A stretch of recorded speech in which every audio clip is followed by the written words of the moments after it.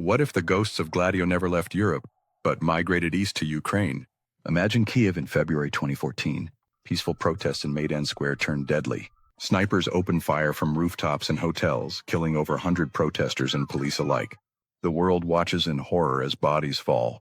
Blame instantly pinned on President Yanukovych's regime. Outrage explodes.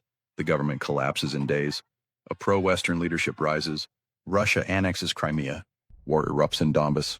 But what if those snipers weren't government loyalists? What if they fired on both sides deliberately to ignite chaos, topple a neutral Ukraine tilting toward Russia, and drag the country into NATO's orbit? This isn't wild speculation. This is the Maidan Massacre, widely alleged by researchers, leaked calls, and eyewitnesses as a classic false flag operation. And the playbook? Straight out of Operation Gladio, NATO's secret armies that bombed civilians in Europe to blame communists and crush the left. Fast forward to 2025. As Russia advances and Ukraine's lines crumble, far-right paramilitaries like the Azov Regiment, openly neo-Nazi, integrated into the military, whisper of "stay behind," guerrilla war if Kiev falls. Is this Gladio reborn? A new Gladio in Ukraine to bleed Russia indefinitely? Declassified files, whistleblowers, and patterns from Bologna to Brussels scream, yes. Strap in, we're exposing how NATO's Cold War sword never dulled. It just sharpened for the Eurasian frontier. Roots in the shadows, Gladio's original Ukrainian connection. Gladio wasn't just Italian or Belgian. It reached deep into Soviet territory from day one. Declassified CIA memos reveal that in the 1940s, 1950s, the agency parachuted agents into Ukraine to build anti-communist resistance networks. Former CIA Director William Colby admitted the U.S. clandestinely supported the development of an anti-communist resistance movement in Ukraine. Recruits? Often from the Organization of Ukrainian Nationalists, OUN, and Ukrainian Insurgent Army, UPA, fierce Nazi collaborators who slaughtered Jews, Poles, and communists during World War II. Stepan Bandera, their leader, became a CIA asset, protected, trained, armed. These were Gladio's earliest stay-behinds east of the Iron Curtain. No Soviet invasion came, so in Western Europe, Gladio turned inward. False flag bombs, shootings blamed on leftists to justify crackdowns. In Ukraine, the networks went dormant, but the ideology festered. Bandera statues rose post-independent. Far-right militias idolized him. Then came 2014, the perfect storm to reactivate the ghosts. Maidan 2014, the false flag that lit the fuse. Euromaidan started as protests against Yanukovych's pivot from EU association, but it escalated violently. On February 20, 2014, the bloodiest day, snipers massacred 49 protesters and 13 police in minutes. Official story: Berkut police did it on government orders. Reality? Shattered by evidence. And over 300 witnesses, protesters, journalists, saw shooters in Maidan-controlled buildings like Hotel Ukraine. The videos sync perfectly, snipers firing from opposition-held spots at both police and protesters. And academic studies, e.g. even Katchanovski, conclude it was a false flag by far-right elements, right sector Svoboda, allied with oligarchs, to blame Yanukovych and seize power. Leaked call between EU Foreign Minister Catherine Ashton and Estonia's Ashton-Paet, a doctor treating victims, said snipers were hired by opposition leaders. NATO ties. Photos emerged of Ukrainian neo-Nazis, UNSO, training in Estonia in 2006, with NATO instructors in sabotage and urban warfare, the same tactics used in Gladio's strategy of tension, post-coup. Far-right paramilitaries like Azov Battalion, founded by open white supremacist Andriy Beletsky, became heroes, integrated into Ukraine's National Guard, trained by CIA MI6, armed with NATO weapons, Azov, Black Sun tattoos, SS runes, Hitler quotes in manifestos. Yet NATO praised them as lions, defending Europe. This is Gladio flipped. Instead of fascists versus communists, neo-Nazis versus Russian invaders to pull Ukraine west and provoke endless war, from Maidan to 2025, the stay-behind evolution. By 2025, as Russian forces grind forward, whispers grow. Ukraine's far-right preparing partisan networks. Azov leaders boast of guerrilla war in occupied territories, sabotage, assassinations, terror, echoes of Gladio's original mandate, resist invasion from the shadows. Declassified British files reveal MI6 running Project Alchemy, training Ukrainian partisans for sabotage in Crimea and Russia. French neo-Nazis flock to Azov. Italian fascists, too. A transnational Gladio reborn? Critics call it conspiracy, but patterns don't lie. NATO integrates units with Nazi symbols while denying Nazis in Ukraine. False flags, Maidan snipers remain unsolved. Azov rebranded, but ideology intact. If you're reeling from how history's darkest networks allegedly resurfaced to spark Europe's bloodiest war since World War II, this is the rabbit hole that keeps going. Digging through D-class docs, leaks, and testimonies changed everything for me. Want more on NATO's hidden hand in modern chaos? From Syria proxies to Sahel jihadists. Subscribe now, bell on. The next expose links Gladio to today's hybrid wars. The sword unsheathed. Is Gladio-Ukraine NATO's endgame? No official admission, of course. NATO denies everything. But as Ukraine fractures in 2025, far-right militias arm for total resistance. Stay behind caches, secret training? Echoes of buried Gladio weapons in Italian forests. From Bologna's bombed station to Maidan's sniper fire, the strategy of tension lives. Engineered chaos to justify escalation, NATO expansion, endless arms flows. Ukraine wasn't invaded unprovoked. It was baited, bled, and weaponized, allegedly by the same shadows that terrorized Europe for decades. This is Gladio in Ukraine, the sword that never broke. Just found new blood. If this exposed the matrix for you, comment, does Maidan smell like Bologna? Smash subscribe, share wide. The truth cuts deepest. More shadows coming, stay armed with knowledge. The gladiators are still fighting. What if the heroes defending Mariupol were once the villains of Europe's far-right nightmares?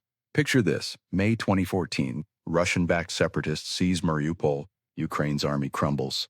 Into the chaos steps a ragtag militia of football ultras, skinheads, and hardcore nationalists, tattooed with swastikas, waving flags bearing the Wolf's Angel, a Nazi SS symbol, and led by a man who once called for a final crusade for the white race. They call themselves Azov Battalion. Funded by oligarchs, armed with whatever they can grab, they recapture the city in a brutal street fight. Heroes to some, neo-Nazis to others. Fast forward to 2025, that same unit, now the elite 12th Special Forces Brigade Azov, part of Ukraine's National Guard and core of the new 1st Azov Corps, holds the line in hellish battles around Toretsk and Pokrovsk. Praised as unbreakable warriors. Trained with Western weapons, U.S. ban lifted in 2024. Recruiting internationals.